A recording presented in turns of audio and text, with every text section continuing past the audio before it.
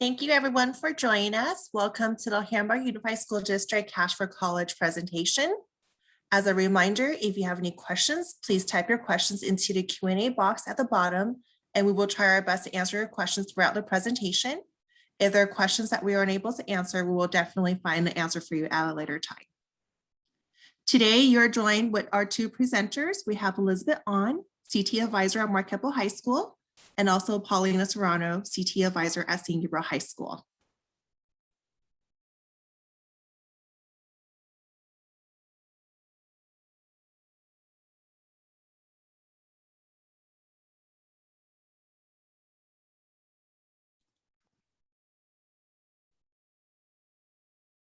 Today's agenda, we're covering types of financial aid, applications, Pell Grant, the benefits, FSA ID, filling out the FAFSA, and what's next after the FAFSA is submitted, the cost of attendance, common mistakes, and the different resources for you.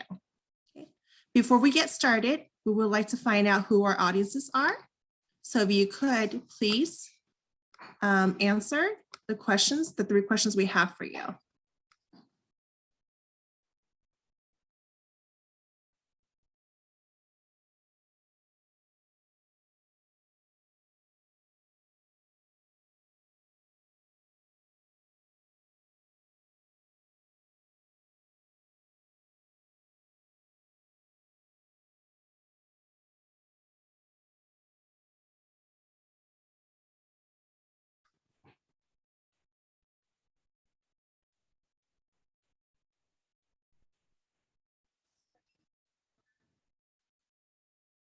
We're almost there. We have 82%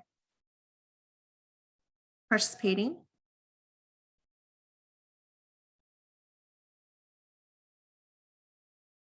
Thank you all. And I see that we have about 56% students and 54% parents joining us. Thank you. So I'm going to ask Elizabeth, if you can continue on with the presentation. Hi, everyone. Thank you for joining us. So today we're going to go over the Cal Grant, the types of financial aid, FAFSA, and California Dream Act. So first off, let me talk about the types of financial aid. So what is financial aid? Financial aid is basically money to help you pay for college. There are different types of financial aid. We have gift aid, which are grants or scholarships that do not need to be paid back. Work, so students can opt in to do something called work study if they qualify. So work study is a way that students can earn money for college. They can also try to get a job off campus that's not work study and just use that money to pay for college. There are also loans. So loans are borrowed money to be paid back, usually with interest. There's 2 main types of loans that students will be offered when they apply to college and financial aid. The first kind is called direct subsidized loans. These are loans that while the student is in college, the loan is in deferment. Basically, there's no interest while you're in college because the government is paying the interest for you. Interest usually begins accruing 6 months after you graduate. So usually there's a grace period. So 6 months after you graduate is when you start accruing interest that the student has to pay back.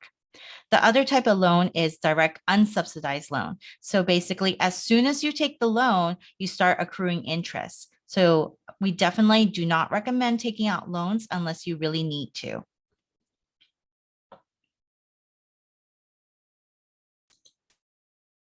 So sources of financial aid. The main sources of financial aid are for the federal government, state government, colleges and universities, private agencies, companies, foundations, and employers. So a lot of students always ask, how do I get Cal Grant? How do I apply to Cal Grant? The federal government, which hosts the FAFSA application, through that application is how you will submit your Cal Grant. So there's no additional application, and the same applies for the California Dream Act. By filling out that state application for undocumented students, you are eligible for Cal Grant. Colleges and universities also have their own sources of financial aid. Usually they do require that you complete the financial aid application, whether it is the FAFSA application or the California Dream Act. And when you fill out those applications, and if you qualify based on your financial need or your academics like GPA or merit, they will distribute funds as allowed. So I just mentioned the FAFSA and California DREAM Act. So students only fill out one of these. If you are a US citizen, a permanent resident, a refugee, or those granted asylum, or a T visa holder, you complete the FAFSA. Students completing the FAFSA should have a social security number so they can complete the FAFSA. If you are an undocumented student with or without DACA, or you're granted TPS status, or you are a U visa holder, you would fill out the California DREAM Act.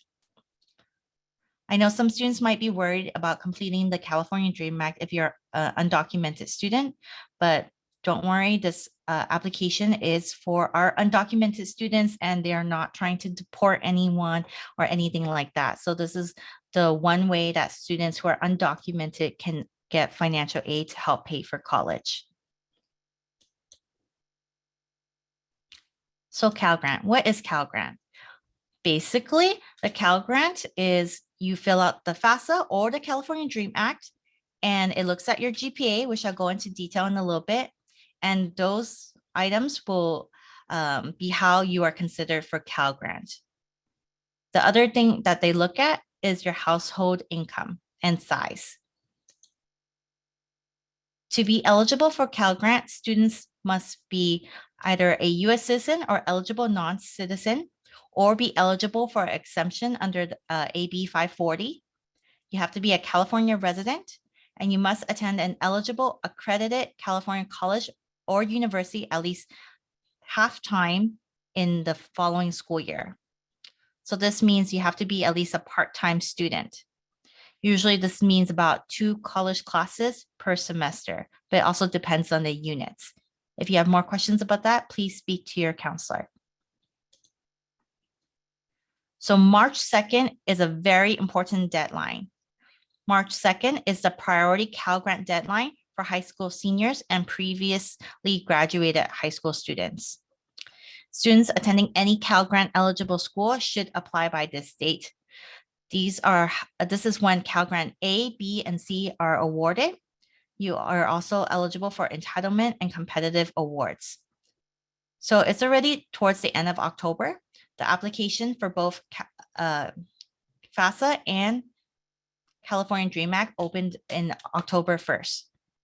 But you have all this time from now until March to complete your application. But we definitely do not recommend waiting until like March 1st or 2nd to fill it out, just in case of any issues, internet outages, power outages, you don't know what could happen. So definitely fill out these applications ahead of time.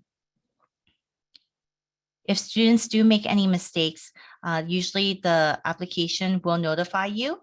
But if they don't and you realize it yourself, you can always go back in and make the changes and corrections. So Cal Grant, what are the income ceilings? So as I mentioned, Cal Grant looks at your GPA and also your income to see if you're eligible. So Cal Grant A is for 2 or 4 year degree in tuition and fees. Cal Grant B is for 2 or 4 year degree tuition and living allowances, meaning any extra expenses. And then Cal Grant C covers technical school or technical program tuition and equipments for at least 4 months. So the Cal Grant income ceilings look at your family size and income. So minimum GPA to be eligible for Cal Grant A is 3.0. Minimum GPA for Cal Grant B is 2.0. So if you look at this chart, you will see that Cal Grant A and C, the family size of 6 or more, the family income has to be $135,000 or less. While Cal Grant B, the family income is $74,100 or less if you have 6 or more people in your family to be eligible for Cal Grant, and so on. So you can take a look at this chart. I highly recommend taking a picture of it or a screenshot so you can save it for later.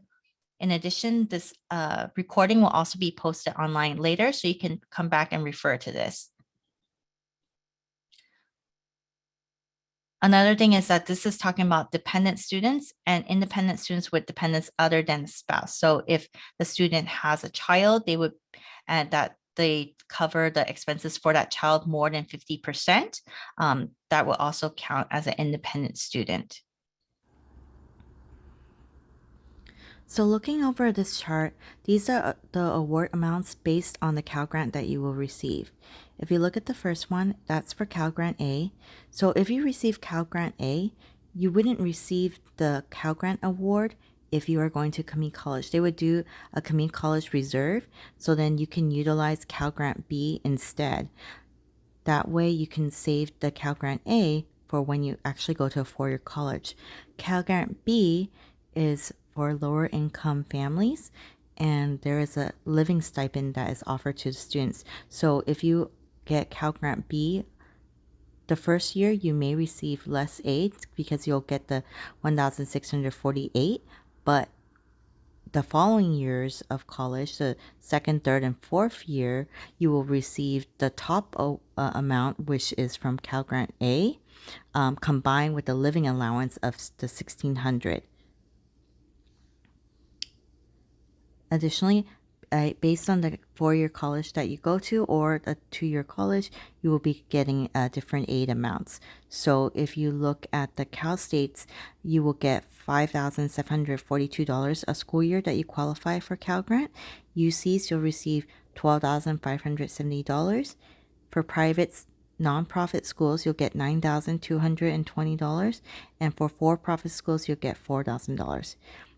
If you are going to a technical trade school, you could qualify for Cal Grant C. Cal Grant C will receive $1,094. And if you go to a community college, if you go to a private nonprofit, you will receive different award amounts. So what if you looked at that chart earlier and you're thinking, I don't fall into any of those categories. You're right above the maximum income for your family household size. You could qualify for the middle class scholarship. The middle class scholarship pays up to 35% of tuition and fees per academic year at a UC or Cal State for eligible students whose income exceeds the limits for Cal Grant A or B. There's no additional special application needed. Just complete the FAFSA or California Dream Act application by March 2nd. So if you look over to the right-hand side, there's a little box and tells you the maximum award. Okay, so for UCs, the maximum award that you can receive is $4,398. And for Cal States, it's a maximum of $2,010. So the maximum income to get the middle class scholarship would be $191,000 a year. Additionally, if you are a current or former foster youth student who was a dependent award of the court living in foster care for at least 1 day between the ages of 16 to 18, you will be eligible for the Chafee Grant. The Chafee Grant pays up to $5,000 per academic year for eligible participants.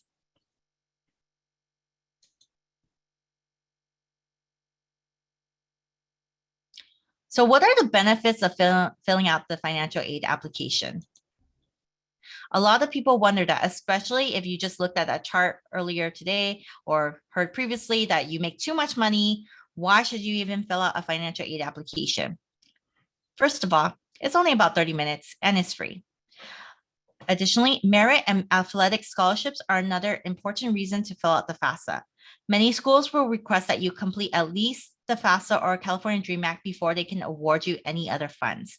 So some of our students might be really high academically achieving, or they could be an athlete. And even if your family makes too much money to get financial aid, you could still be eligible for a scholarship, but the school will often request that you complete the FAFSA or California Dream Act before they can award you any other funds. Consider it an insurance policy. So if your family experienced a job loss, illness, or death that reduces the student's ability to pay for college this year, you can file appeal with your college financial aid office for additional aid if there is an application already on file. So another thing that families can do is, when you do the FAFSA or California Dream Act, it's looking at your family income from 2 years prior. So for this year's seniors, you are doing the financial aid application for the year 2022 to 2023. You will be using your family income taxes from the year 2020. So the year 2020, a lot of families had some changes, especially in their finances. So if this is the case for you, maybe, this year you made more or you made less, then you will be able to talk to the financial aid office to see if there can be some changes. Remember, you can always submit your questions to the Q&A and we can try to answer them later. And now I will pass the presentation on to Mrs. Serrano.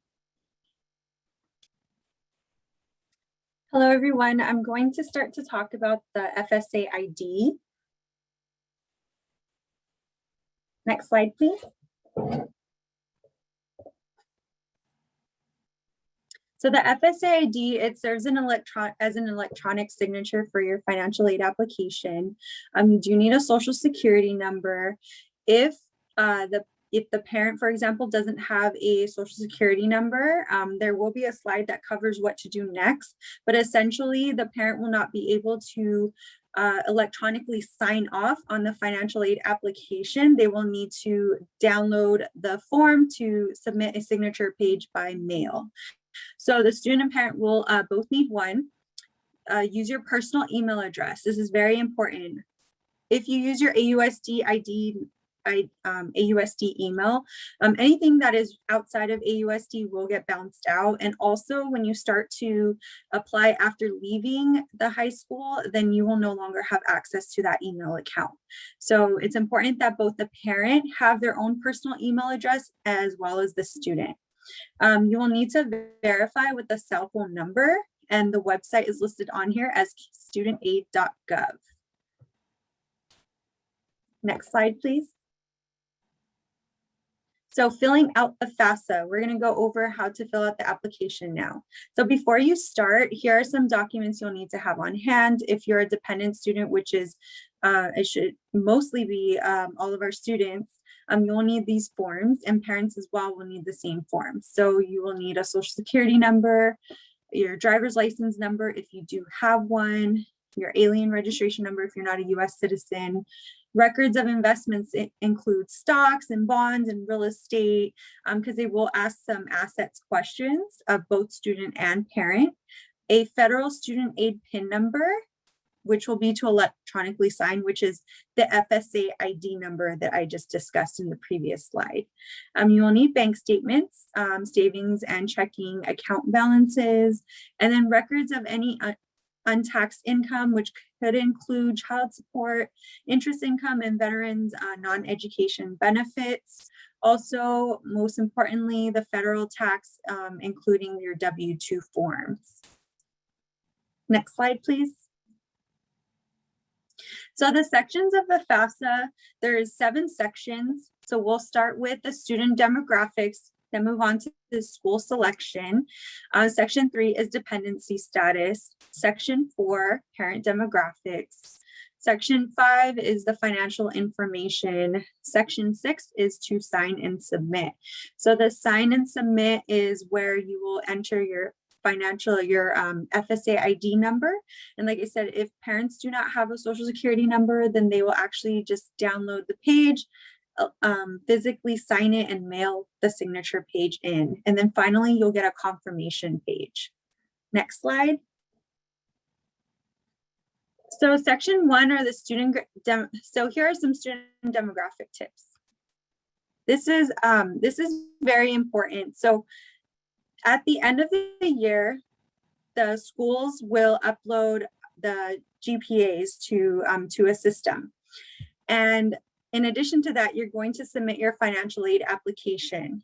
And also you're required to have legal documents to fill out these, fill out the financial aid application. The names need to be very accurate in our school system, on the financial aid application, and on legal documents. So it's very important that the names do match, addresses match. If there is a discrepancy, of the name, then that could affect your Cal Grant GPA because the names won't accurately match. So it won't find you in the system to be able to give you a Cal Grant award. So if your name is wrong in our school system, if it's not reflected on any legal documents, then you will need to update your high school records if your name and contact information is different than what appears on any kind of official legal documents. Next slide. So section 2 are school selection tips. You may choose up to 10 colleges at first when you initially submit your application. You'll need to at least have one college from each of these categories. It's recommended that you have a community college, a Cal State University, a UC, and it could be a private university as well. Be sure to include at least one California college. Even if you feel like you want to go out of state, it's important to put a California college because let's say you apply to only private out of state universities, and then you later decide that you wanted to go to a California school, or maybe you want to go to a community college, you want to stay local, you change your mind. If you have not submitted a California college on your financial aid application, then you can lose out on having a Cal Grant awarded to you. So it's really important that you at least put one California college. You will then need to select a housing plan. So whether you will live on campus with parent or off campus, you will decide and select the correct option. If you have more than 10 colleges that you are applying to, you can add more colleges, wait a week to 10 days after you submit and you have your confirmation page. So you need to submit your financial aid application, make sure you get a confirmation page, and then you should wait 1 week to 10 days before removing those schools and then adding if there's 10 more or even a few more.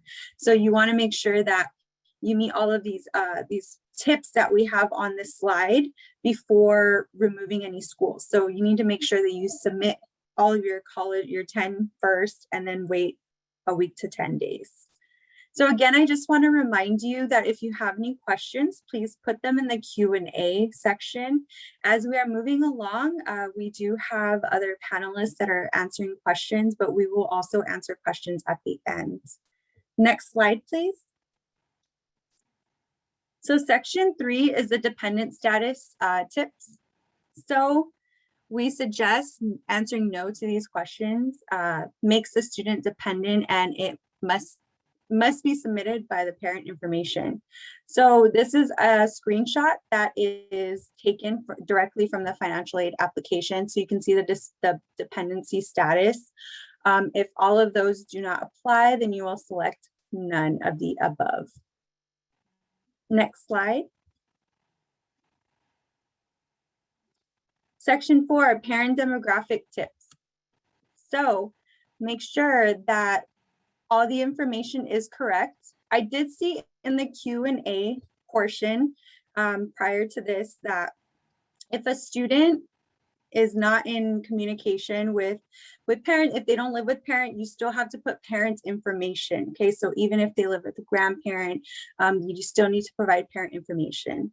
So make sure that parent legal names are printed onto the financial aid application. You want to make sure you have the correct social security numbers. If they are married, then you want to put the marriage date, divorce, or widowed, and then there will be dates being asked of that. You will need to know parent education level and then also the personal email address. Next slide. Okay, financial information tips. So if parents filed income tax returns for 2020, use the IRS retrieval tool to avoid any mistakes. So the IRS retrieval tool is an online system that allows parents to sign in and retrieve their financial documents electronically. So everything will get pre-filled onto their form. The important thing is that the address used when you did file your taxes and the name are exactly the same, or it will not be able to connect the financial forms with the person. So another tip would be the net worth of assets does not include the primary residence or retirement plans. So again, I just want to remind you guys that we do have appointments with our college advisors and our other counselors available throughout the week. So if any of these questions do not get answered during this time, in this time frame, that students will be able to make one-on-one appointments to look at the financial documents and to help you guys fill out the application. Next slide. So to apply for financial aid for the 2022-2023 academic year, you will need to use the 2020 tax forms. Okay, so tax information is always from 2 years ago. There's no need to update your tax information on the financial aid application once you do your current taxes. So if a student or if a family has experienced an income change, let's say in during this year, during 2021, you still need to use a 2020 tax year. However, students can file appeals with the colleges that they do attend. And so those are going to be extra appeal forms that they need to do with each of the colleges. Next slide. Section 6 is to sign and submit. So if the parent doesn't have a social security number, again, they may print out the signature page, sign it, and then mail it in. So this is where you use the FSA ID to enter the parents portion and also the students. So again, parent doesn't have a social security. This can be downloaded and printed, and then they can physically sign it and then mail it in. So one of the common things that we find is that parent may have an existing FSA ID number and not be able to get into their account. Maybe they don't know their sign-in information. That could be due to an older sibling having already applied to college and filled out a financial aid form. Because the FSA ID is unique to one person, the parent, if a parent has an existing one, just check if there is an older sibling. Maybe they have information about what the parent sign-on information may be. Next slide. So confirmation tips. You'll receive a confirmation page with a confirmation number after you have submitted your FAFSA or your correction. So print a copy of the confirmation page for your records. An email confirmation will be sent to you. And then a student aid report, which is called the SAR, will be emailed to you in about 3 to 5 days.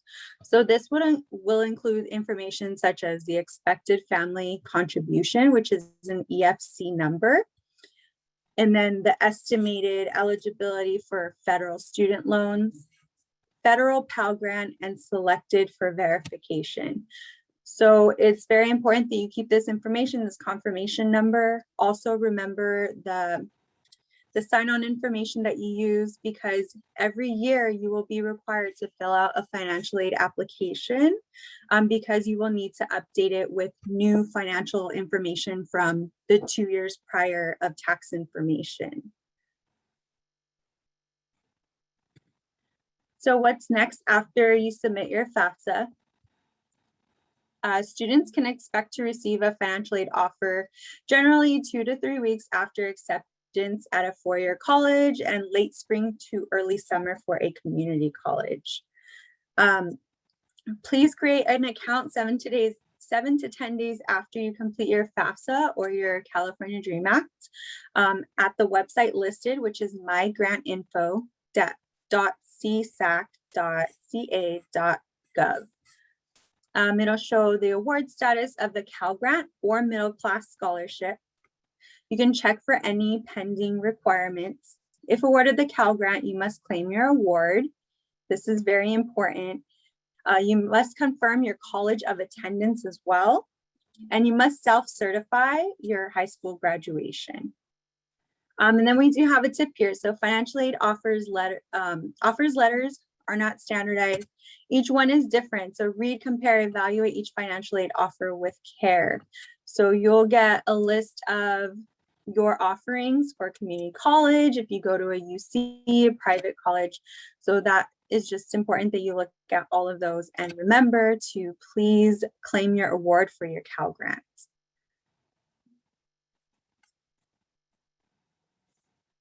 So how to estimate your cost of attendance based on 2021 and 2022 year.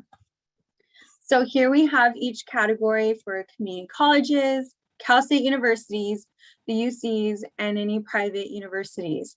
So it's estimated that tuition and fees for each, like community colleges, would be about almost $1,300, and so on. Books and supplies are listed as well. So these are the estimated costs of attendance. There's transportation fees that are listed as well, any miscellaneous or personal. So these are the estimated costs based on where a student will attend. And then based on those costs, then you will look at how much financial aid you can receive for each type of college.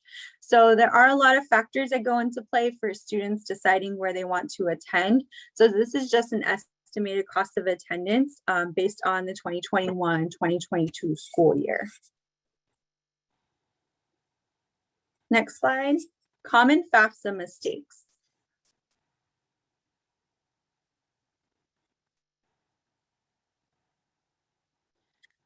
So some of the common mistakes are not reading definitions and instructions carefully, such as like legal guardianship, parent information, head of household status, the number of family members in the household. So there is a household number that is going to be asked of how many family members live in your household.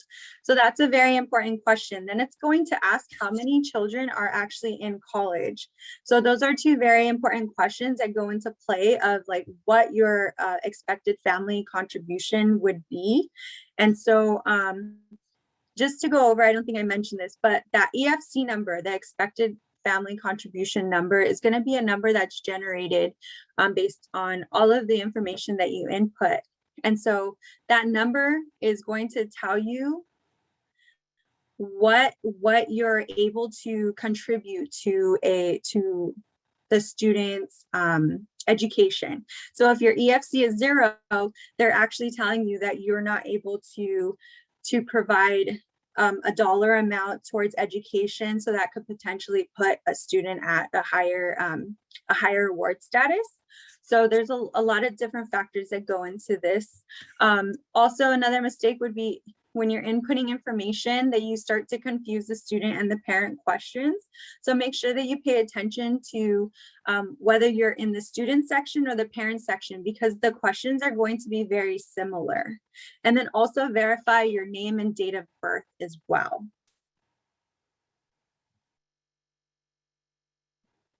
So some more common mistakes would be listing only one college to receive financial aid data. It's recommended that you guys utilize, up to your 10 colleges. You can put several different community colleges if you want to go to a community college. Also not using the IRS data retrieval tool.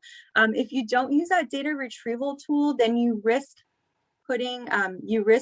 a lot more mistakes when it comes to calculating certain financial information. So if you use the IRS data retrieval tool, then what it does is it automatically grabs all of those numbers and fills them in for you.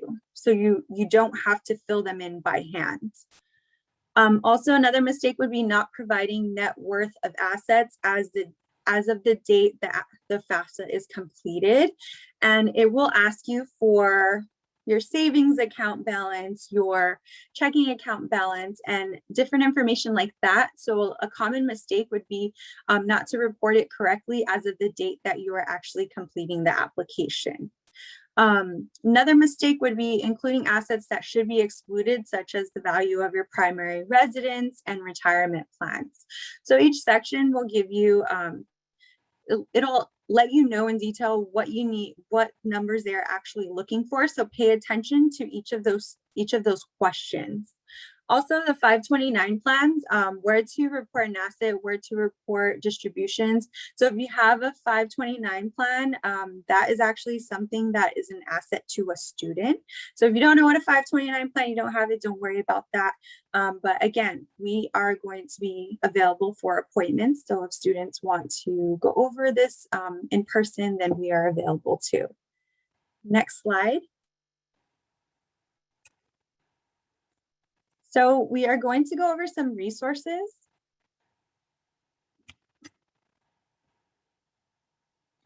So federal student aid does have assistance. There is a website, studentaid.gov/complete FAFSA. It's an access to resources such as worksheets. There's also online assistance and contact information available for you by going directly to that website, studentaid.gov/help center/contact. And then there is a number that you can contact. The 800 number is listed there. So if you have a really like a special case, I would say maybe one thing might be like student status. If you're unsure about what to do and how to answer certain questions, you can also call that number as well.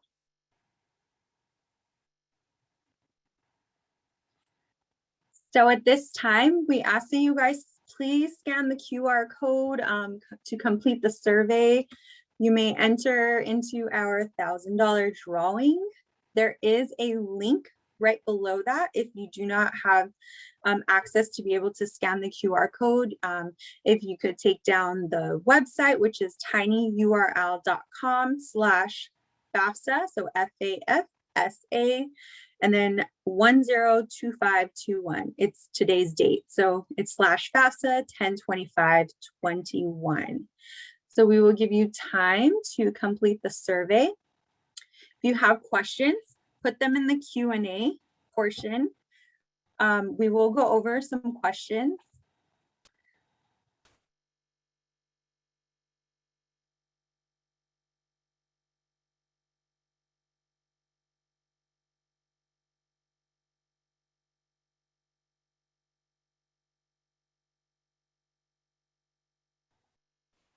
So there is a question about how to make appointments. I know it was already answered, but I'll go ahead and just let you know that at the end of this, you'll see contact information from each of us. And so each high school has a college advisor on campus that is directly working with students on college applications and financial aid applications.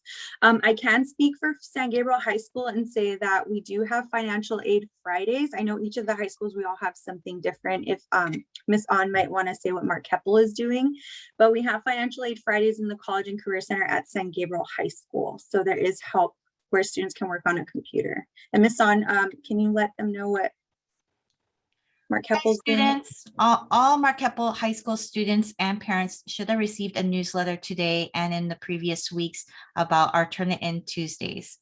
Turn It In Tuesdays are every Tuesday at lunch and after school, and the whole week at before Thanksgiving break at lunch and after school, where students can come in to get help on their college applications.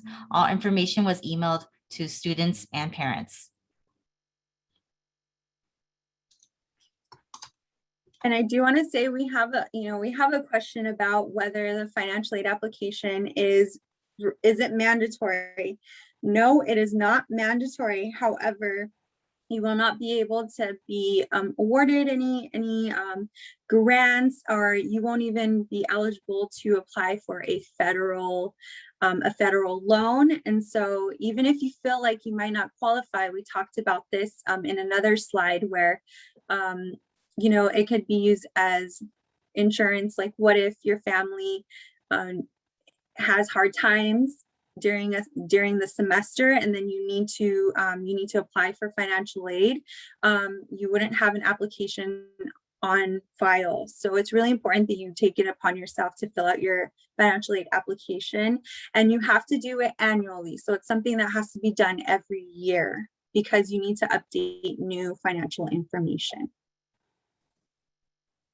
And there's a common question that was asked in the Q&A is attendees wants to know when or how they can get the presentation.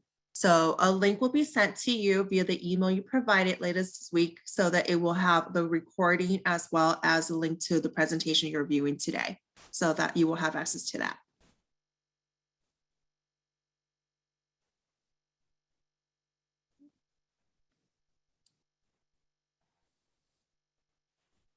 So again, complete the survey and you may be entered for our $1,000 drawing. We can move forward and go ahead and show our contact page. So again, we've been answering questions in the Q&A. Keep putting your questions.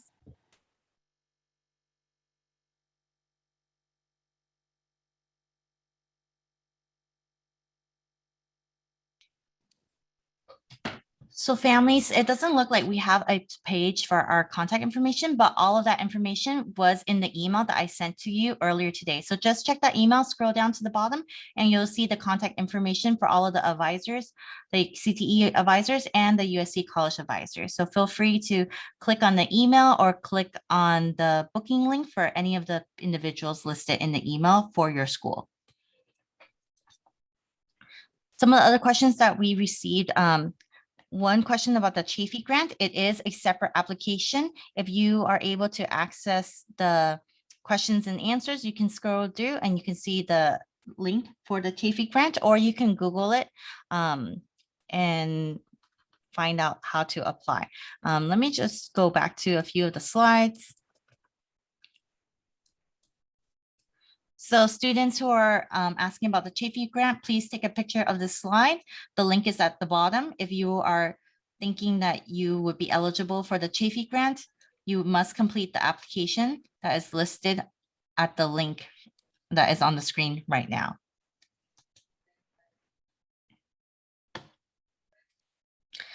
Additionally, students have been asking, will you be able to get the Cal Grant A and Cal Grant B if you qualify, or if you qualify for all three? No, you can only receive one Cal Grant. So if you qualify for Cal Grant A and B, you will likely get Cal Grant B because Cal Grant B offers you more money. Remember, Cal Grant B, the income ceiling is lower than the income ceiling for Cal Grant A. So that's why Cal Grant B offers more money.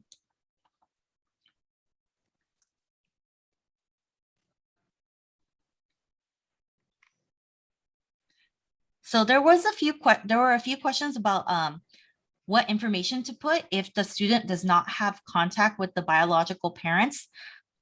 If there is no contact with the biological parent and the student is living with an aunt or grandparents, they would have to put their parents' information or leave it as blank. There is an option to choose will not be reporting parents' information, and then they would just submit their FAFSA that way. Students will likely be selected for verification or by FAFSA or the university, and they will provide more context about their particular situation.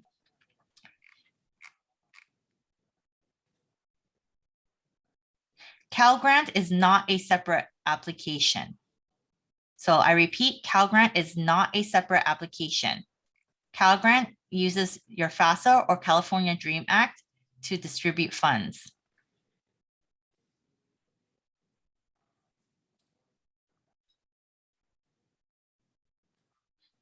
Let's see what other questions were repeated.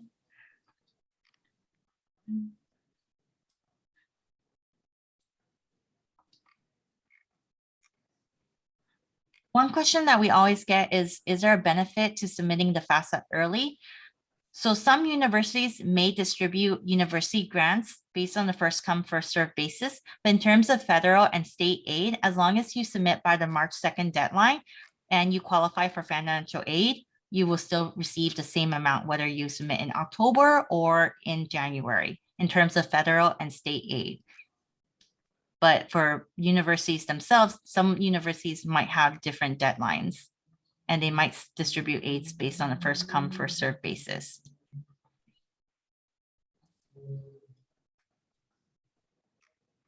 If you plan to go to graduate school, you might want to complete the FAFSA if you want to be eligible for loans. However, there's no grants in terms of Cal Grant or federal free money if you are completing grad school.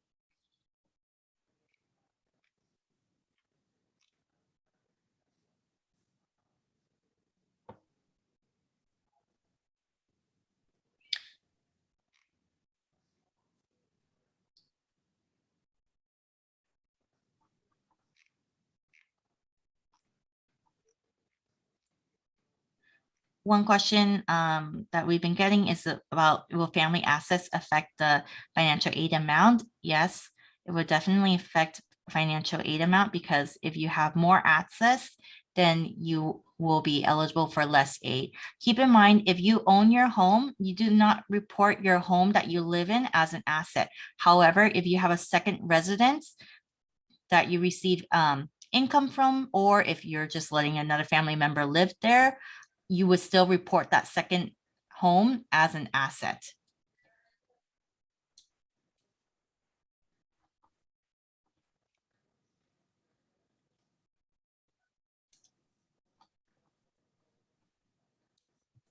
At this point, Ms. On, can you show the slide with the survey so parents and attendees have one last chance to get the QR code or the link to fill out the survey?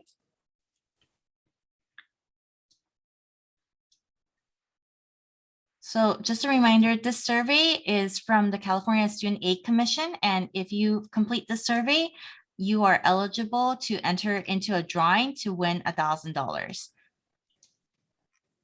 for college expenses.